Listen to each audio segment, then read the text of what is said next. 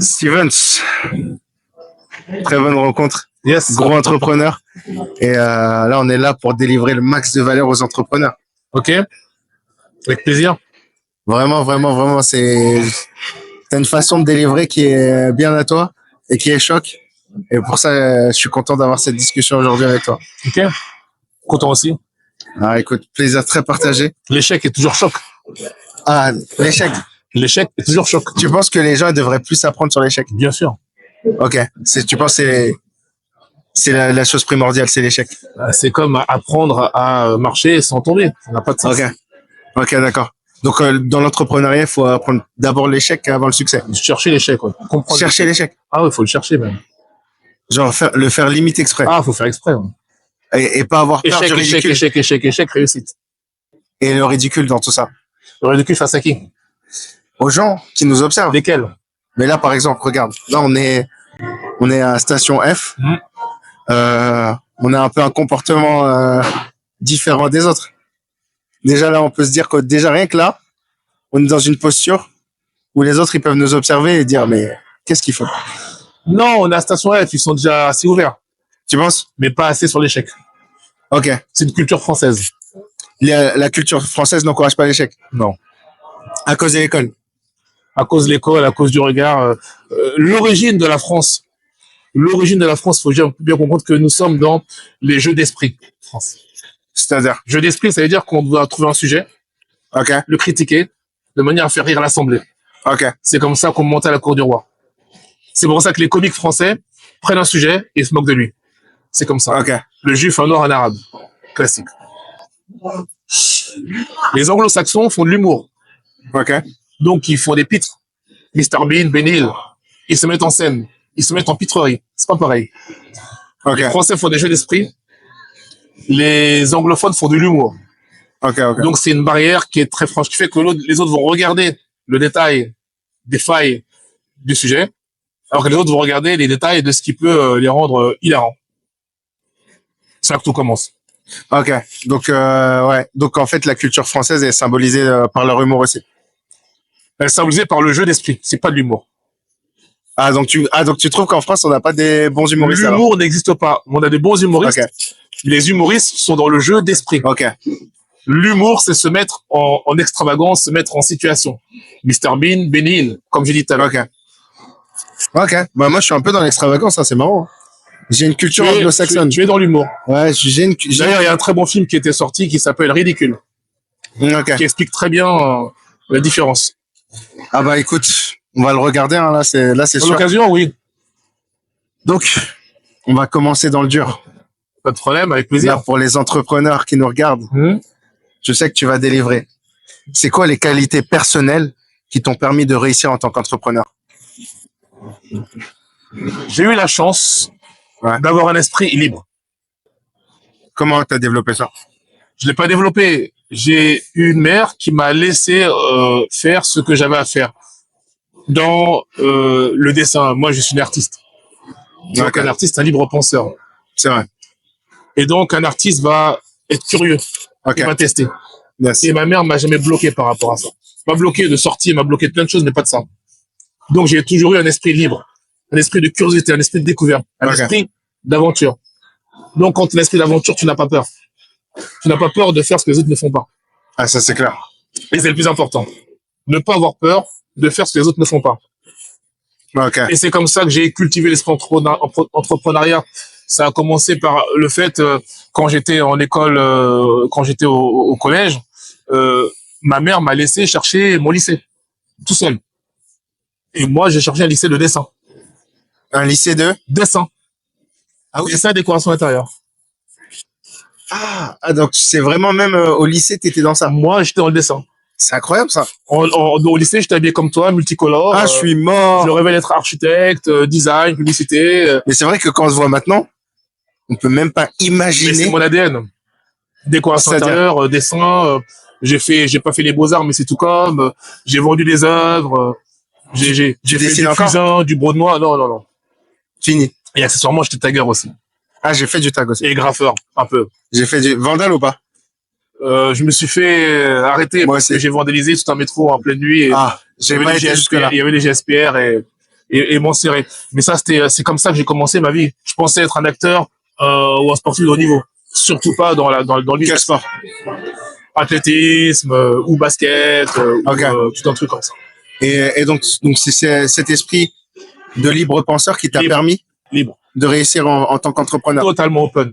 À l'école, on n'était pas assis, on était debout. On pouvait se déplacer dans la salle. C'est incroyable. Sur 40 heures de cours, j'avais 20 heures de dessin par semaine. Il existe encore ce lycée? Bien sûr. Alors, ça s'appelait avant l'école AFA. Après, c'est devenu la Ruche. Et voilà, bah, c'est l'école de dessin, quoi. C'est une école artistique. Donc, alors, tu penses qu'en tant qu'entrepreneur, il faut à tout prix être libre? Oui, bien sûr, faut être libre penseur. Ne pas avoir de blocage. Faut savoir que Ok. l'école nous enseigne, les masters qui ont une culture puissante, nous enseignent à être structurés pour être adaptés à une bonne PME. Ok. Ou une ETI, société de taille Ok. intermédiaire, ou une boîte du CAC 40. Un master. Donc, quand toi, tu es recruteur, tu prends un master, tu sais exactement comment il va fonctionner. Il est organisé, il est nickel, il est parfait. Entre Ok. guillemets. Par rapport à ce dont tu as besoin. Ok. Donc, en fait, là, clairement, à un débutant, première chose que tu dirais, deviens libre penseur. Apprendre à être un libre penseur. Si tu n'es pas un libre penseur, il faut travailler sur ça. En fait, c'est pas compliqué. C'est que quand on veut être entrepreneur, il faut savoir qui sont les entrepreneurs.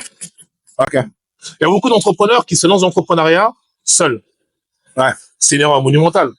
Ils n'ont pas de comparaison, ils n'ont pas de mentor, ils ont personne. Je parle pas des cours, je parle pas des formations qu'on achète sur Internet et sur lesquelles on rêve des miracles. Je parle simplement des gens.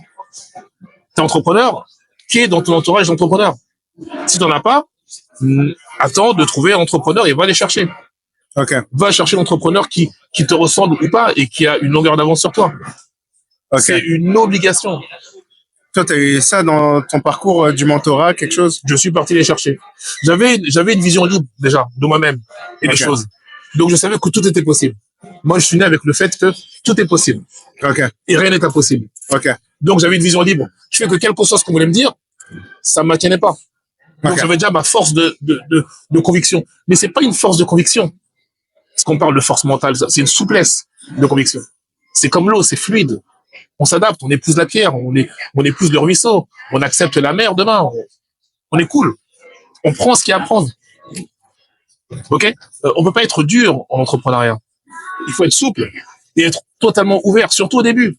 Au début, il faut être ouvert à 360 comme un prisme. Car toute personne peut être vecteur de business. Toute personne. Ok, d'accord. Et ça a été comment t'as fait pour aller trouver ces mentors? Je donne un exemple. Je donne un exemple. Moi, je suis arrivé en retard au bac. Moi, j'ai pas eu le bac. Enfin, j'ai pas eu le brevet. J'étais pas motivé. J'ai pas eu le bac. Je suis arrivé en retard au bac. Okay, bac de dessin, coefficient 14, de faire une cuisine, je l'ai pas fait. Le lendemain, je suis parti au basket, jouer. Et puis j'étais là en train de jouer, et puis j'ai un ami, alors c'était un fudge qui avait toujours un short court, qui était très bon au basket et souvent bronzé, même en février. Et il me dit alors, ça va, ça a été ton bac? Puis non, je suis arrivé en retard, donc c'est mort. Il fait, tu vas faire quoi maintenant? Je vais chercher au Pôle emploi, à l'époque ça s'appelait la NPE. Je vais chercher un travail. Il fait, pourquoi t'as cherché un travail? Écoute, tu sais ce qu'on va faire? Prends une voiture, tu prends un téléphone, tu crées ta boîte, et on va faire des livraisons. Ah ouais? Ouais, C'est parti comme ça? ouais. Ouais, mais t'étais bien entouré. Hein. Entouré de qui? C'était un basketteur, il joue au basket. Ouais, Il m'a mais dit comme ça, parole en l'air. ah, Il l'a dit comme ça. Il était pas sérieux. Il était sérieux, mais il a dit, lui, c'était naturel pour lui. Parce que lui, dans son environnement, Ok. c'était dans ce cas-là. Ok. Et du coup, là, les circonstances de la vie ont fait qu'il m'a dit ça. Ok. Alors, je te rassure, j'aime pas travailler avec lui après. Mais le lendemain, j'ai créé ma boîte.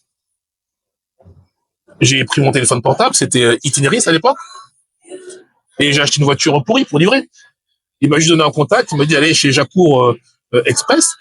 Et je suis arrivé là-bas, ils m'ont dit, ouais, ici, dès que vous êtes professionnel, ben, vous inscrivez, on vous donne des livraisons et vous êtes payé à chaque course. C'est tout. Uber Eats avant Uber Eats. J'avais 18 ans. Uber Eats avant Uber Eats, c'est ça? Ouais, exactement. Et j'avais pas de questions. Je l'ai fait. Et Il m'a dit de le faire, je l'ai fait. c'est un marché genre direct. C'est pas que ça marchait direct, mais j'ai commencé à faire de l'argent. C'était mon métier. Ouais, mais t'as fait de l'argent quand même avec ta boîte direct, quoi. Mais en fait, quand tu fais du service Ouais. contre rémunération, là, c'est ce qu'on appelle être en sous-traitant, tu es payé. Tu livres, tu es payé. Est-ce que tu vas bien gérer? Est-ce que ça va bien se passer? C'est autre chose, mais tu livres, t'es payé. Est-ce que tu as suffisamment d'argent pour payer le camion, l'essence et les éventuels employés? Peu importe. Mais tu livres, t'es payé. Je suis passé d'étudiant qui a foré son bac à chauffeur-livreur professionnel. Ok. Traitant. Bah, c'est impressionnant. Après, Comme on le fait pour Jet Service, comme on le fait pour Chronopost, comme les livreurs le font pour Amazon. c'est impressionnant. Après, genre, il y a trop de gens, j'essaie de les imaginer, qui regardent la vidéo. Ils ont pas cet entourage. Ils ont pas cet entourage, les gens autour Mais c'est d'eux. pas un Ils ont pas entourage, de projet. c'est l'ouverture d'esprit. Le mec est au basket. Quel sérieux on porte à un mec qui est au basket? Et toi, t'étais prêt. Mais c'est pas que j'étais prêt, c'est que je prends ce qu'on me donne. Ok. J'ai pas de limite, j'ai pas de blocage, j'ai eu la chance d'avoir cette capacité à faire ce qui était autour de moi. Et c'est marrant parce que j'aime bien parler de ça, de ce sujet en particulier, du fait de tester les choses, de tester les idées, limite de réfléchir après. Mais il y en a plein qui ont le problème de trop réfléchir. Du coup, ils sont paralysés. À la française. Ok. Il faut vraiment arriver à la notion de réalisation. Ok. La réalisation est importante. Peu importe comment ça va se passer. Et plus on est jeune, plus on doit réaliser. Donc, une manière de regarder, parce qu'aujourd'hui, maintenant, l'entrepreneuriat, on a tellement d'informations que on peut se planter, mais on peut être bien accompagné. Ok? Déjà, la première chose à faire, c'est lire. On veut entreprendre, apprenons des entrepreneurs. Apprenons de par là où ils sont passés. Rien que pour se mettre en jambes. C'est comme si demain, je vais faire de la boxe anglaise. Je vais regarder un petit peu comment a fait Mohamed Ali. Je vais regarder un petit peu des images sur Mike Tyson, un minimum. Donc là, en fait, c'est comme si un entrepreneur ne s'intéresse même pas à ceux qui font de l'entrepreneuriat. Et ils pensent que tout seul, ils vont réussir. Mais c'est pas possible. Tu veux faire du basket, tu regardes Michael Jordan, tu t'inspires de lui. Au moins, au minimum, s'inspirer de quelque chose, s'inspirer de quelqu'un. Mais il faut démarrer par ça. Sinon, c'est impossible. Parce que si on s'inspire pas de gens qui ont fait des choses qui nous inspirent, on va s'inspirer de qui? La personne, hein. Notre entourage. Ouais, c'est ça. Mais ils sont pas entrepreneurs. Et ils vont nous créer notre réalité. C'est vrai, Et je suis cette d'accord. réalité nous fait chuter. Je suis d'accord. Il y a aussi ce sujet, bon, je lance comme ça parce que là, quand tu me dis ça, ça me fait penser à ça. C'est le fait que quand tu te mets en action, les choses se mettent en action aussi. Mais c'est normal. Juste en lisant, c'est une énergie déjà que tu te mets et peut-être ton cerveau il va se focaliser du coup sur les opportunités et boum, tout se met en action. C'est l'énergie. Ouais, c'est ça. Il faut comprendre que le cerveau est un muscle. Nous devons avoir un cerveau de réalisation. Pas de réflexion. De réalisation. On a une idée. Je sais pas, je veux créer une société de, je sais pas, vente de chocolat. Je dois au moins faire une action pour dire à mon cerveau, ok, j'y vais. Ça peut être même se renseigner combien coûte du chocolat en gros. Ça peut être aller sur Internet, ça peut demander à ChatGPT, qu'est-ce que tu me conseilles? Ça peut être aller voir le chocolatier, lui demander comment il a créé sa boîte. Mais il faut que le cerveau comprenne.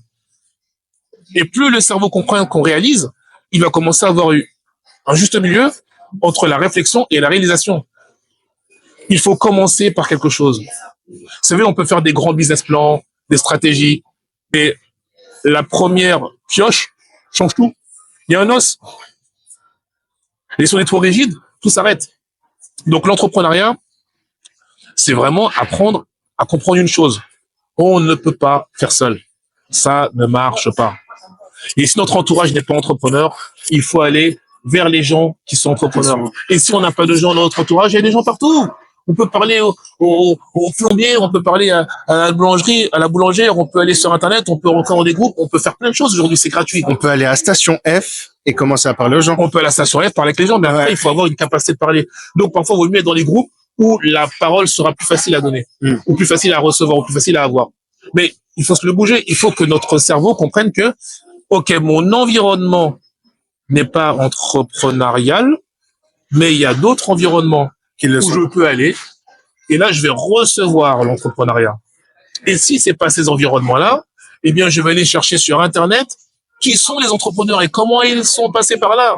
Et c'est là que je vais apprendre que Xavier Niels, qui a créé Station F, a fait de la prison pour proxénétisme. Ah, je savais même pas. C'est là qu'on va apprendre qu'on l'appelait le roi de la fesse.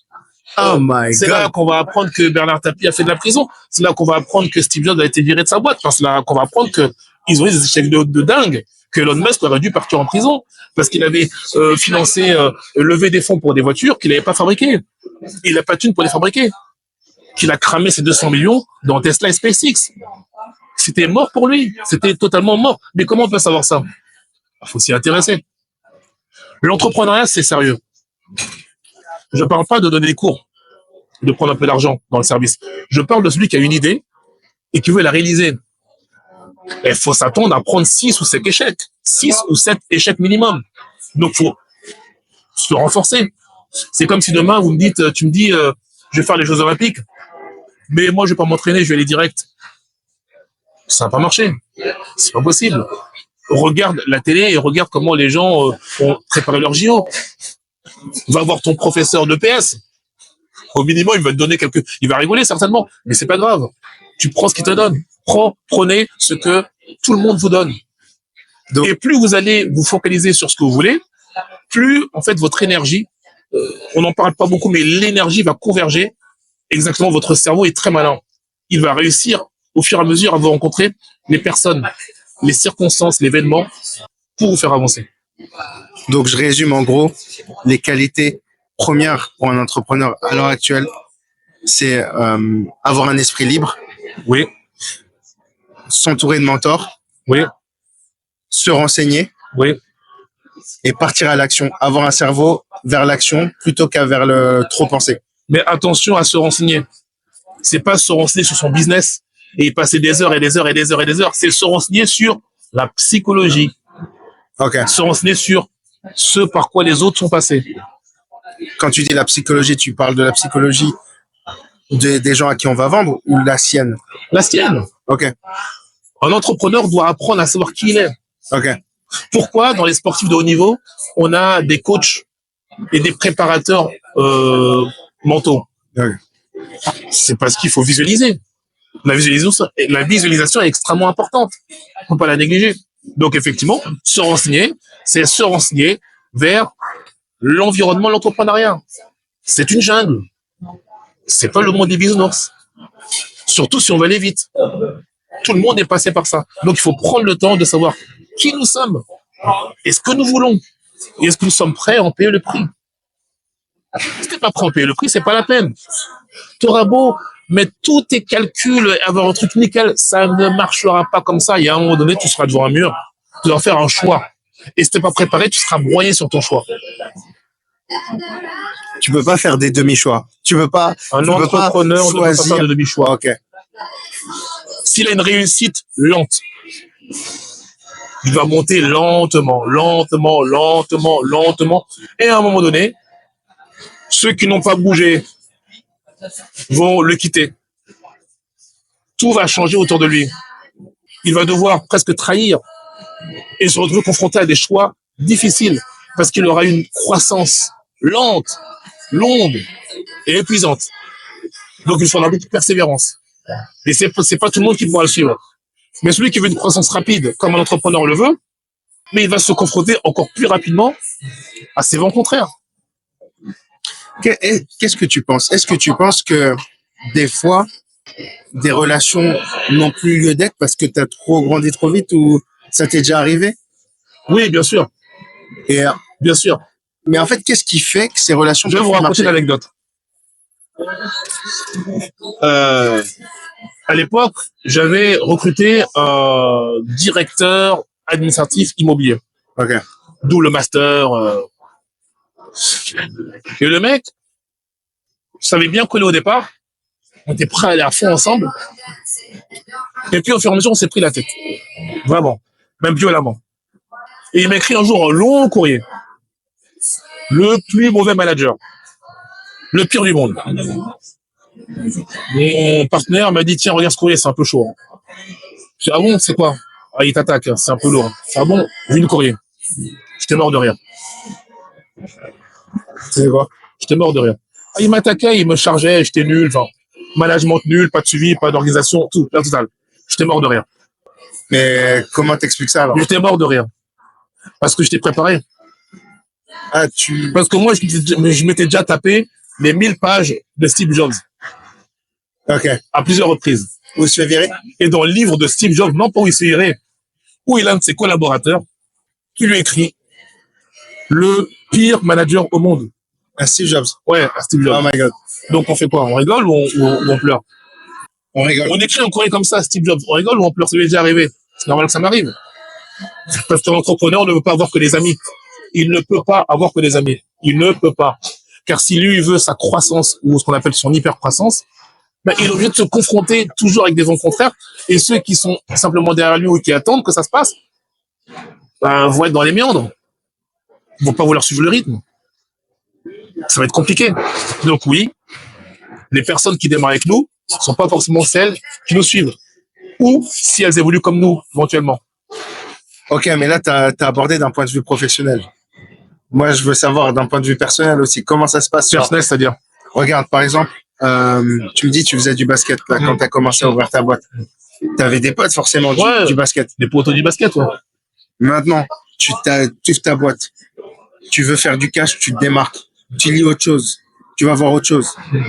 C'est comment les relations passées qui te disent, ou pas forcément qui te, parce que pas forcément qui t'emmènent vers d'autres choses, mais juste, tu sens que quand tu es avec eux, t'avances pas forcément. Non, mais on se voit au mariage, on se voit aux enterrements, on se voit aux anniversaires. Ok, donc les relations passées à ce moment-là. Mais non, mais on s'appelle, on se fait des blagues, mais c'est tout. Ok, genre, t'es arrivé quand même à conserver des amitiés de cette époque. En fait, c'est pas qu'on conserve, c'est que la rotation de la vie fait qu'on parle de moins en moins. Ok. On a de moins en moins de choses à se raconter. Ok. Mais si on va dans un événement comme un anniversaire, on va passer notre temps à rigoler. Ouais. C'est comme avant, le temps de l'anniversaire.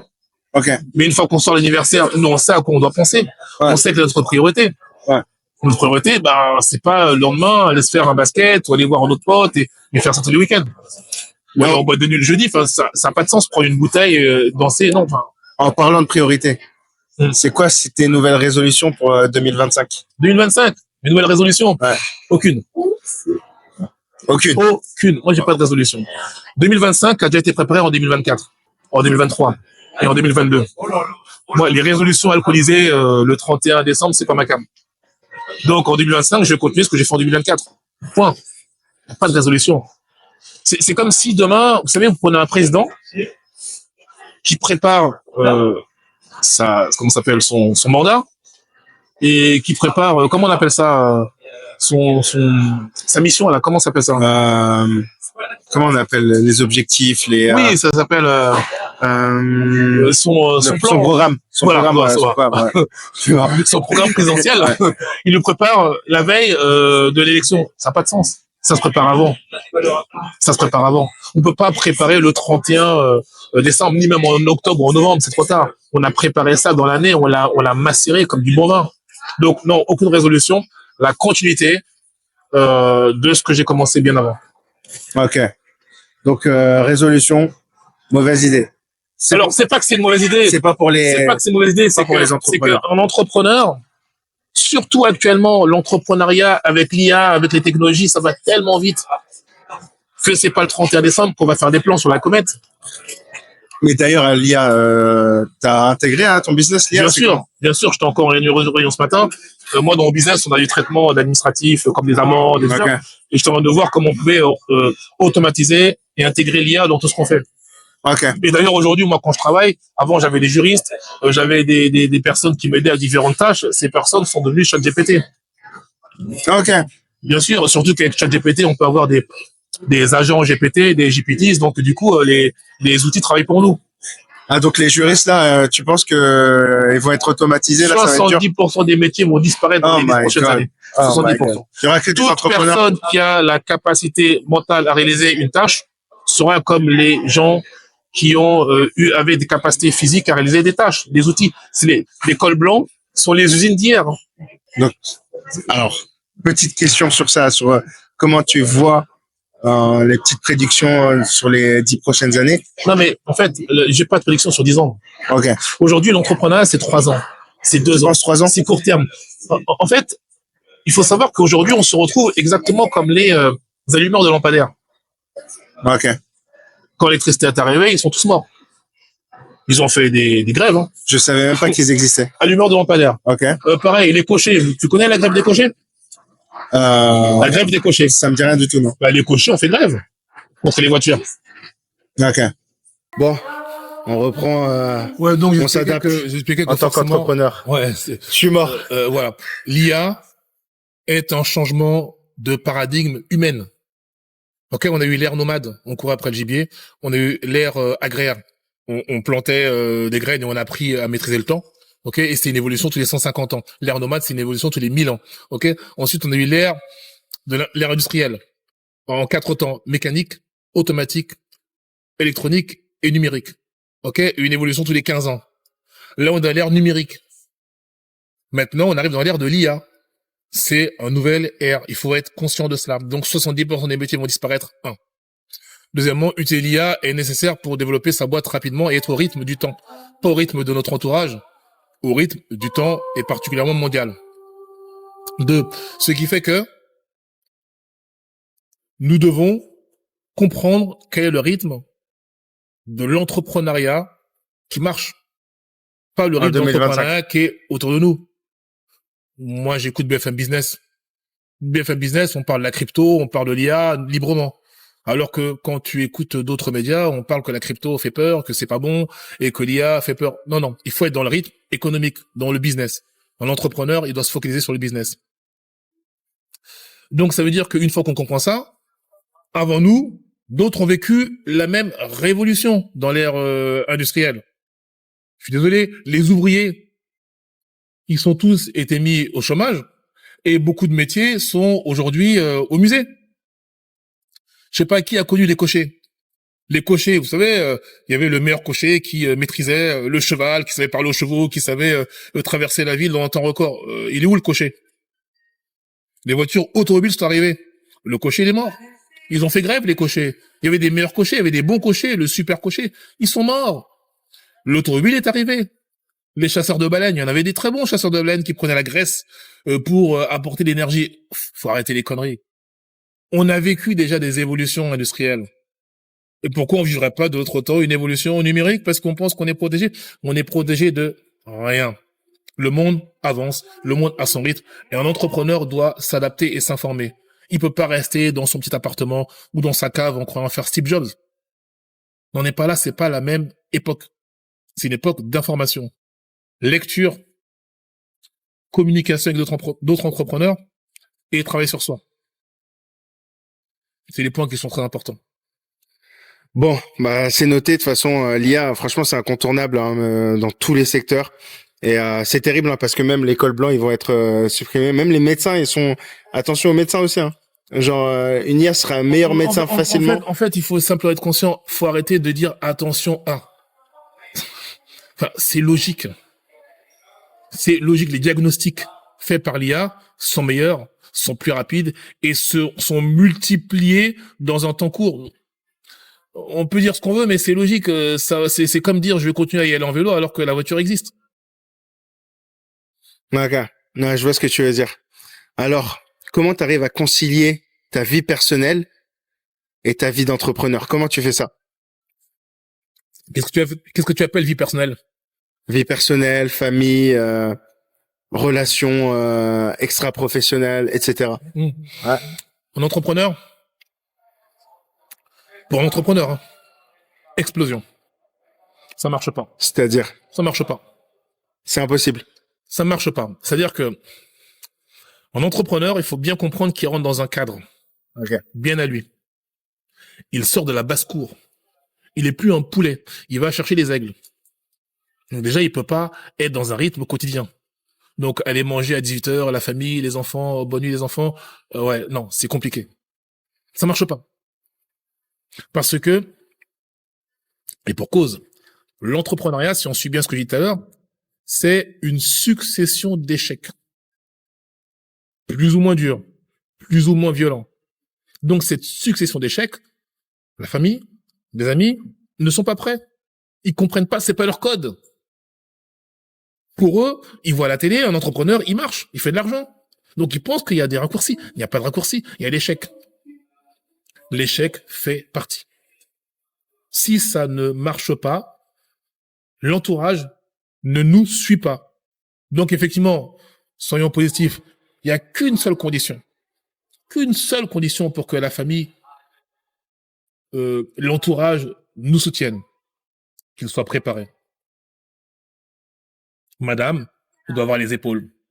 Elle doit savoir qu'on rentre dans l'entrepreneuriat, que le repas du soir vous sera absent, que le dimanche vous sera absent, que vous allez bosser, que vous allez travailler, que vous allez être bizarre, que vous aurez des tensions, des frictions. Les amis, pareil, les enfants, pareil, tout le monde doit être préparé. C'est comme si demain, vous connaissez Léon Marchand. Léon Marchand est le grand nageur qui a brillé aux Jeux Olympiques. Léon Marchand est un grand nageur qui a brillé aux Jeux Olympiques. Ouais. Tout le monde le regarde, tous les Français sont heureux, sont contents. Ouais, il est beau, il est beau. Mais pourquoi Léon Marchand peut faire Léon Marchand? Parce que lui, il s'entraînait 18 heures par jour. Il mangeait 6 fois par jour.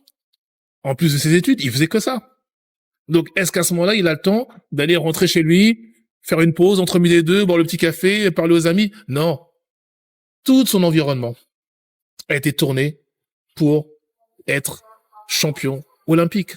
Tous les grands sportifs de haut niveau, leur vie est configurée pour être des champions. Ce sont des professionnels. Et un entrepreneur qui va mettre toute sa vie, tout son revenu, sa situation, pense qu'on peut faire différemment. Non. Un entrepreneur est un sportif de haut niveau. Il doit préparer son entourage. Même sa maison doit être préparée en conséquence. Son environnement, tout doit être optimisé au maximum. Je peux pas dire que si on n'a pas tout ça, on peut pas. Mais si on ne prépare pas un minimum, ça explose. Et ce ne sera ni le premier, ni le dernier qui aura explosé sa famille parce qu'il aura rêvé trop grand. Si la famille n'est pas prête, ça ne marche pas. Quand j'ai commencé l'entrepreneuriat, ma femme me disait oh, mais ça prend pas d'argent, tu gagnes pas d'argent, on est dans l'embarras, t'arrives même plus à payer les courses, t'arrives même plus à acheter le lait. Regarde, ton ami, là, il gagne 1500 €, il vit mieux que nous. Et toi, t'es toujours en costume, tu fais le malin, mais t'as pas de thunes, on n'a pas de thunes, on est coincé, on est ceci, on est cela. Ouais, ça a explosé. Ça a explosé. Ça criait à la maison tout le temps. Eh bien, c'est simple, je partais tôt le matin, je revenais tard le soir. Car j'avais besoin de mon isoloir. Mon isoloir. Et c'est pour ça, quand on prend l'exemple, par exemple, de Bernard Tapie, sa femme a porté le projet. Elle était prête. Donc, si on veut vraiment mettre sa famille dans l'environnement, il faut préparer sa famille et ses amis pour porter le projet. Et savoir surtout que ça va être très dur. Et à partir du moment où on le sait, ça roule.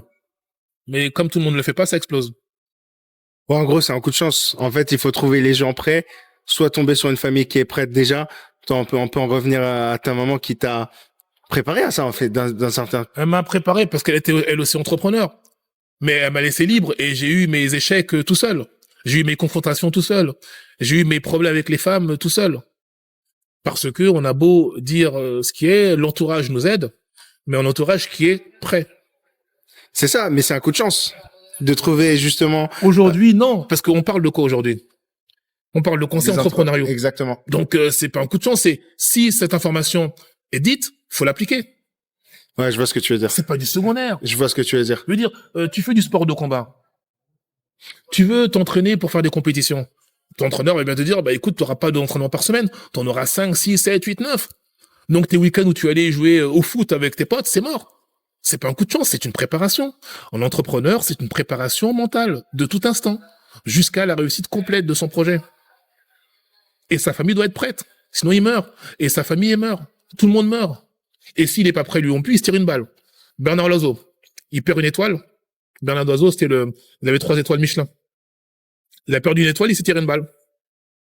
Sa femme a repris le flambeau, elle a récupéré la 3e étoile. Il était pas prêt, c'est tout. Il était prêt à la réussite, mais pas à l'échec. Dommage. Ah, c'est pour ça qu'il faut vraiment parler d'échec pour se préparer à l'échec. Bien sûr. Le meilleur exemple français, c'est Gustave Eiffel. Tout le monde rigole, tout le monde est heureux de la Tour Eiffel, le symbole de Paris, le symbole de la France. Mais Gustave Eiffel avait tout le monde contre lui. Même sa banque était pas prête à le suivre. Et contre vents et marées, il a érigé la Tour Eiffel, il a boulonné la Tour Eiffel pour être sûr qu'on puisse plus la défaire. Et aujourd'hui, la Tour Eiffel trône. C'était un gros échec. Pourtant, il avait fait la Statue de la Liberté. Donc, tout le monde, tous les entrepreneurs qui brillent, regardez, écoutez les livres, tous les entrepreneurs qui brillent ont subi un échec violent. Tous. Franchement, c'est dur une fois que t'es arrivé à la réussite, de contempler tes échecs, de contempler les gens qui t'ont mis des bâtons dans les roues et de quand même, les aimer quand même. C'est pas dur. Ah ouais? Parce que quand on commence à comprendre l'échec devient un peu agréable. Ah, ok. Donc, en fait, du coup, on se dit forcément, On devient un sadomaso. Mais on n'est pas un sadomaso de l'échec. On est un sadomaso de se relever de l'échec. C'est-à-dire que c'est la merde. Ça explose. On va au tribunal. Votre boîte est fermée. Ok, vos factures, on les garde. Vos 100 000 euros, vous les aurez pas. Et derrière, il y a plein de gens à payer. C'est la merde. Un entrepreneur, il se met autour de la table avec ses associés. Ils doivent se regarder, prendre un verre, respirer et sourire. Ok. Maintenant, on va devoir se relever tout ça. Vous êtes prêts, les mecs? Qui est prêt? Et là, on y va. Et là, on fait le plus beau comeback. Le plus puissant comeback parce qu'on est au pied du mur. Donc, on a enlevé tous les trucs inutiles. On se reconcentre à l'essentiel. C'est ça, vivre l'échec. Se reconcentrer à l'essentiel, reprendre l'escalier avec des choses simples. Là, on enlève les assistantes trop mignonnes qui nous permettaient de nous sentir beaux parce qu'elles nous apportaient le café, ou le service juridique qui fait des grands courriers inutiles. Non, on est très simple. On est dans la faisabilité des choses. On n'est plus dans le match vu, dans le surfait. On est dans l'action concrète. Parce qu'on sait qu'on est au pied du mur. On doit manger maintenant. Et c'est en général là que l'entreprise devient encore plus belle. Apple, c'est comme ça que les iMac, le iPhone est arrivé, avec un échec cuisant. Mais alors, en fait, en sachant que malheureusement, suivant les échecs et les réussites, les gens nous lâchent ou restent avec nous. À part les gens qui ont contribué de façon professionnelle, ça veut dire en t'aidant, en nous aidant dans la réussite. En fait, qui on sait, comment savoir qui est qui, en fait? C'est ça la vraie question. Certaines personnes nous lâchent pour laisser place à d'autres personnes. C'est très important, ça.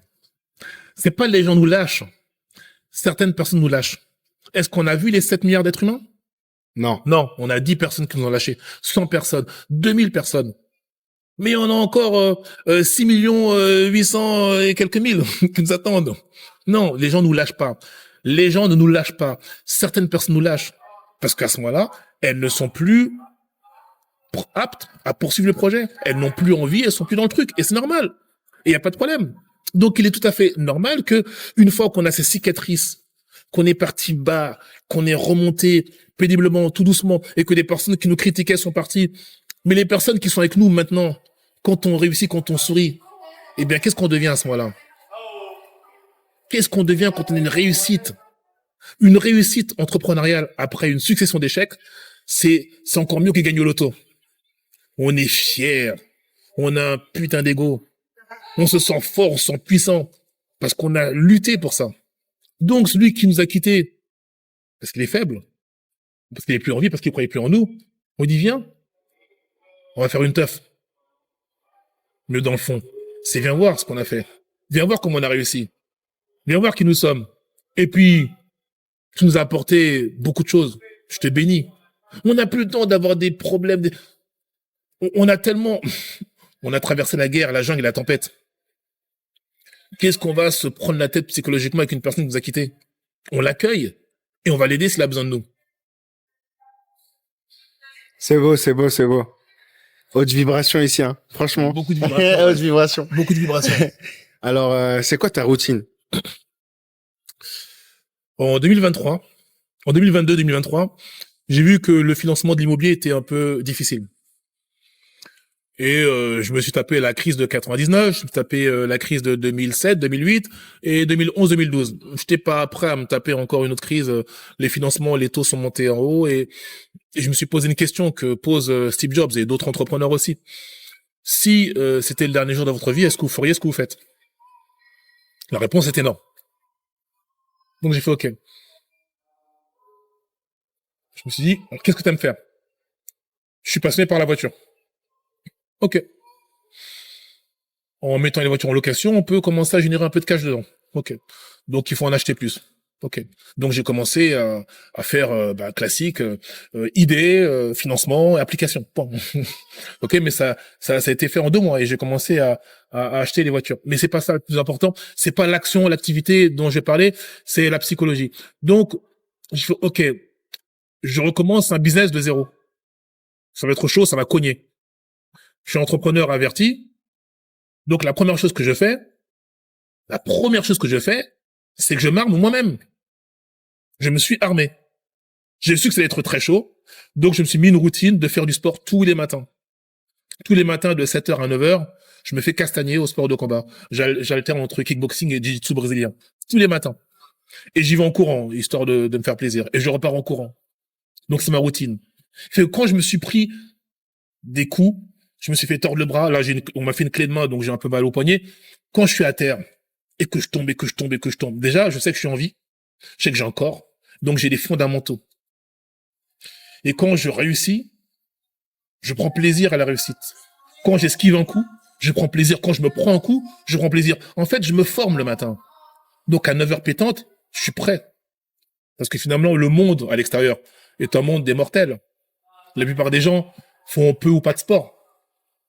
Ils ont leur petit train quotidien, leur petit boudin au ventre. Il y a des jeunes qui se mettent. J'ai un certain âge, donc il fallait que je vois où j'en étais au niveau de la chaîne alimentaire. Donc ma routine, c'est de commencer du lundi au vendredi par la violence du sport. Et je vais pousser mon corps à ce moment-là. Et même si je me couche à 3h du matin, à 6h, je me relève pour aller au combat. Donc ça veut dire que je me suis beaucoup plus armé que les autres fois. Avant, je faisais du sport. Là, je suis sportif. Pas de haut niveau. Je fais pas encore de compétition. Mais je suis en direction d'en faire parce que je sais que c'est ça qui va me donner une discipline de faire pour remonter tout ton programme de business. Et une fois que j'ai fait ça, eh bien ensuite je vais prendre mon petit déjeuner forcément adapté au sport que je fais, passer mes appels, aller voir les banquiers, aller rencontrer des clients, aller livrer des voitures. Enfin, classique. Le plus important, c'est la routine du matin la plus volante que je puisse avoir maintenant. Ouais, en gros, tout est basé dans ta journée pour te préparer à la jungle de l'entrepreneur, quoi. C'est une jungle. C'est une jungle.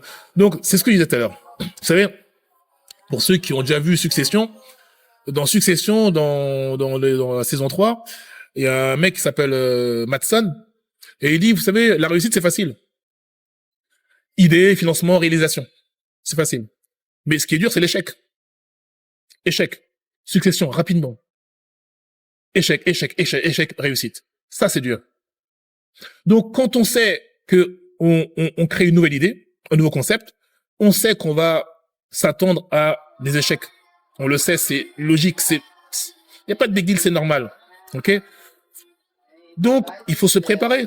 Comme j'expliquais, préparer la famille, préparer les amis, préparer même les associés, préparer son entourage et aller chercher d'autres supports, d'autres personnes, d'autres mentors. Parce qu'on sait que là, on va traverser une nouvelle tempête. On peut pas traverser la mer sans s'attendre à se taper une tempête. Ça serait illogique de penser qu'on n'aura pas de tempête. Donc, c'est exactement comme ça que je prends l'entrepreneuriat, en me préparant mentalement. Et moi, dans mon cas, c'est par le sport. D'autres, ça peut être par la musique, d'autres, ça peut être par d'autres. Mais il faut avoir sa discipline. Pour que quand un échec arrive, on voit l'échec, ok, il est là, bon, bah, c'est cool. On avance.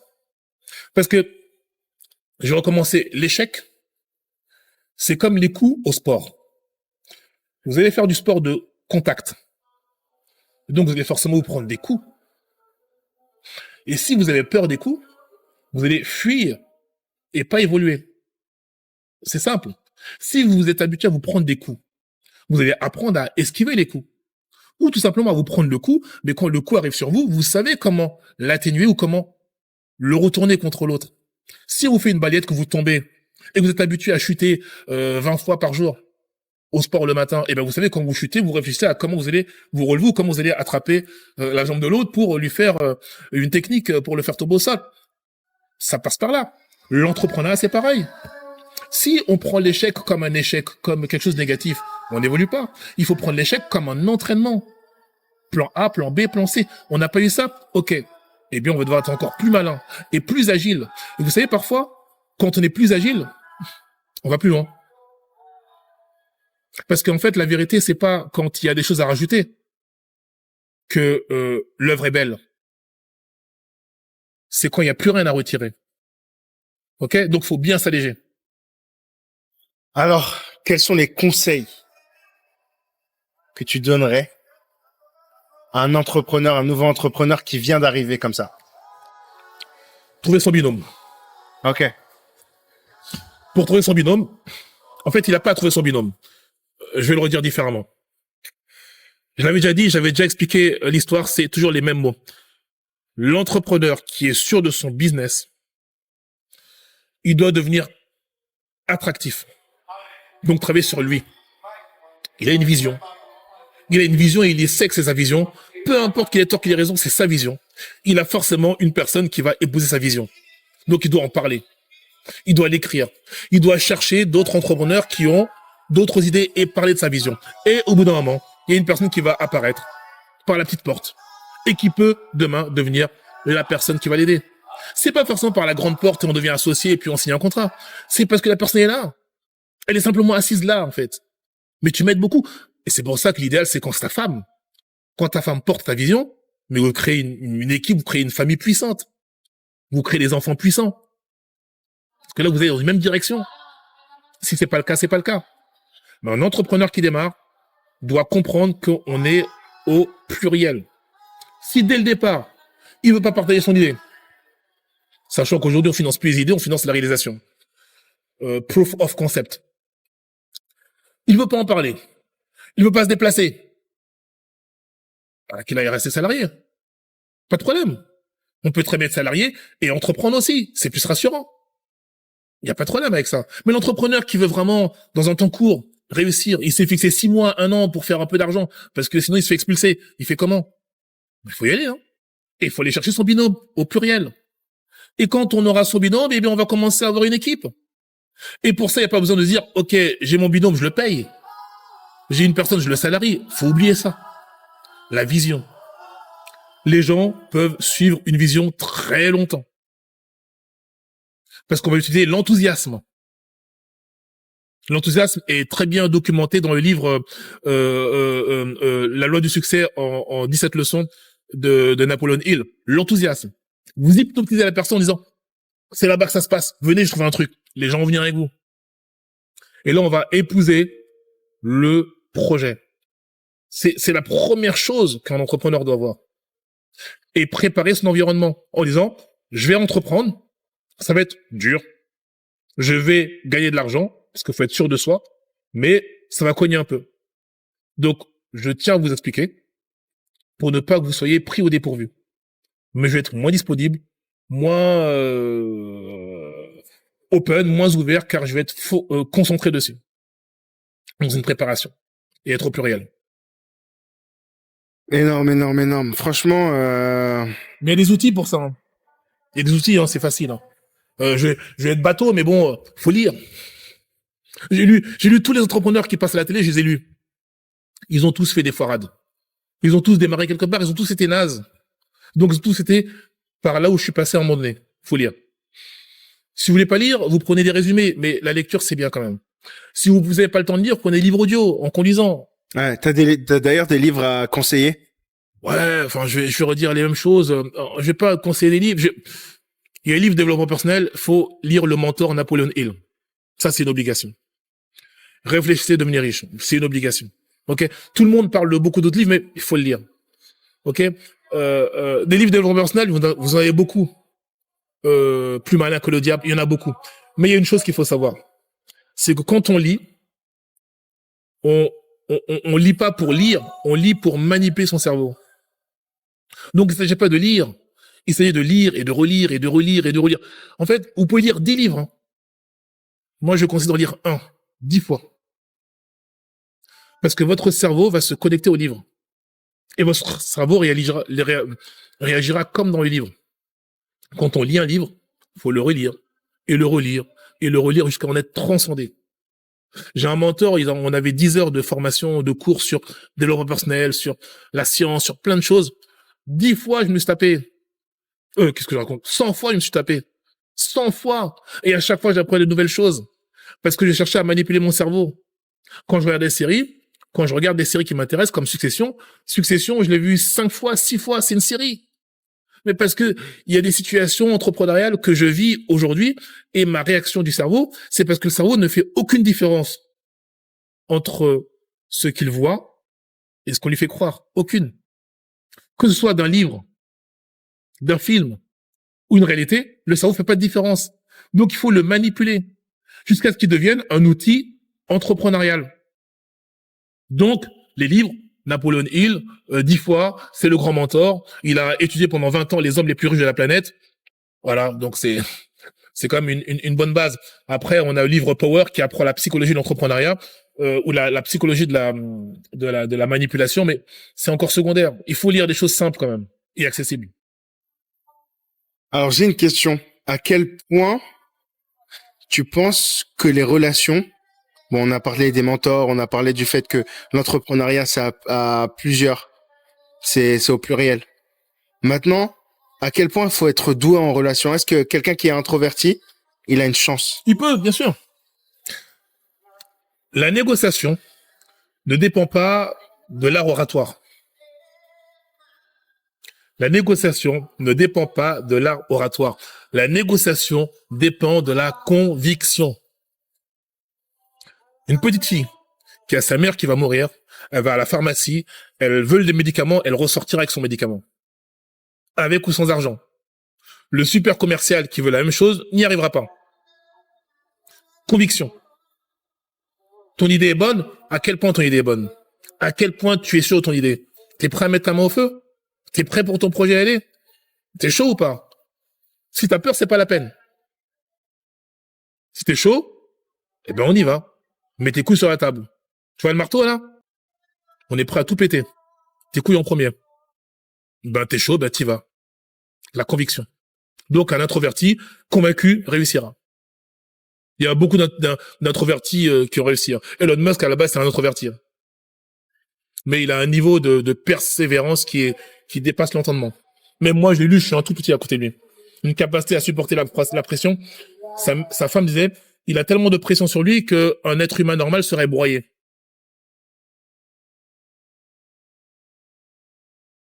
Mais il faut pas confondre un entrepreneur qui est introverti avec un entrepreneur qui hésite. Ok. Faut aller à fond, en fait. Entrepreneur, tu dois aller à fond. Un entrepreneur qui hésite, vaut mieux qu'il reste chez lui et continue ce qu'il a à faire. On peut pas avoir un demi-pied quelque part. Si on hésite à marcher, on tombe et on se blesse. Si on hésite à mettre un coup au sport de combat, eh ben on fait un mal le coup. Si on hésite à esquiver un coup, on se prend le coup et ça devient douloureux et psychologiquement on n'est pas prêt, donc on reste à terre. L'entrepreneur qui existe, s'il vit le premier échec, même s'il a mis des sommes folles, mais il perdra la raison. Et il fera douter son entourage. S'il hésite lui-même, son entourage hésitera. Donc s'il hésite, c'est peut-être parce qu'il va trop haut. Donc il peut commencer petit et réaliser son projet. Parce que le fait qu'il réalise, il est déjà meilleur que celui qui réfléchit. L'entrepreneur qui réalise une action, qui fait nettoyage industriel d'une maison, de ses voisins, mais il est déjà meilleur que celui qui a fait des plans pour faire le gros nettoyage de Carrefour. Il a vu la limite d'une machine, il a vu la limite de l'aspirateur, il a vu comment il devait faire certaines choses, il a vu qui il avait besoin pour travailler. Donc s'il hésite, c'est pas la peine. Il va exploser en plein vol. Le premier sujet, s'il hésite, il doit savoir pourquoi il hésite. Et donc, il n'a pas assez de conviction. Wow, c'est excellent. Attends, je regarde à combien on est de minutes. Ouais, j'ai pas, enfin, je crois on est à 1 heure déjà. Donc, je pense, pour cet échange, je pense que c'est bon. Tu vois? C'est toi qui Ouais, pour cet échange, c'est bon, mais on pourrait se refaire ça quand t'es dispo, frérot. Bien sûr. Ça t'a plu? Mais de fou. T'es trop bon. Non, je te trouve vraiment bon. Ok. Je te trouve, non, ça, vraiment. Ok. T'es très fort, t'as l'art oratoire pour le coup. Oui, mais je l'ai pas dit, mais tu sais que moi, là-bas, je suis un introverti. Un introverti artiste. Non, oui, bien sûr. Si t'es artiste, c'est que tu grattes tes dessins. Ouais, mais un artiste doit se montrer quand même. Non, j'étais introverti et j'ai appris l'extraversion en fait, Par là. par l'art, mais par la discussion. En fait, à une époque, j'avais eu un échec très douloureux. Et la boîte qui travaillait avec moi en tant qu'indépendant me dit, on va te payer un coach, Jean-Marie Beck. Et il m'a fait un test MBTI. Très connu, c'est bien de le faire au test MBTI, Myers-Briggs. Et à l'époque, j'étais un INTJ ou un truc comme ça. Introverti. I comme introverti. Et il m'a dit, voilà ce que tu es. Et pour arriver à ça, voilà ce qu'il te faut. Il faut partager des idées. Aller plus vers les gens. Plus communiquer. Te confronter. Accepter qu'une idée ne soit pas comme la tienne. Écouter plus. Tout un tas de choses à faire. Faire un peu de travaux manuels. Pour apprendre à te détendre. Et c'est ce que j'ai dû appliquer. Et effectivement, je suis devenu ce qu'on appelle un ENTP. C'est un visionnaire dans la notion de... Un ENTP, c'est un visionnaire dans le Myers-Briggs. Je crois que j'ai ça aussi. Voilà. Ah, je suis mort. J'ai eu pendant un temps, j'étais un ENFP. C'est une personne qui est comme visionnaire, mais beaucoup plus ouvert, beaucoup plus cool. Mais le T, c'est T comme dur. Mais je crois que j'ai ça parce que je me rappelle j'ai fait le test aussi de personnalité. Il y a Obama. Voilà. Comment elle s'appelle Moi, je suis comme Obama. Oprah Winter. Comment la présentatrice là? Oprah Winfrey. Ouais, ils mettent tout ça pour dire eux aussi ils sont. T'es un ENTP. Ouais, c'est visionnaire. Ça. Ouais, j'ai capté. Ok, bon bah entre visionnaires. Non, mais c'est excellent là.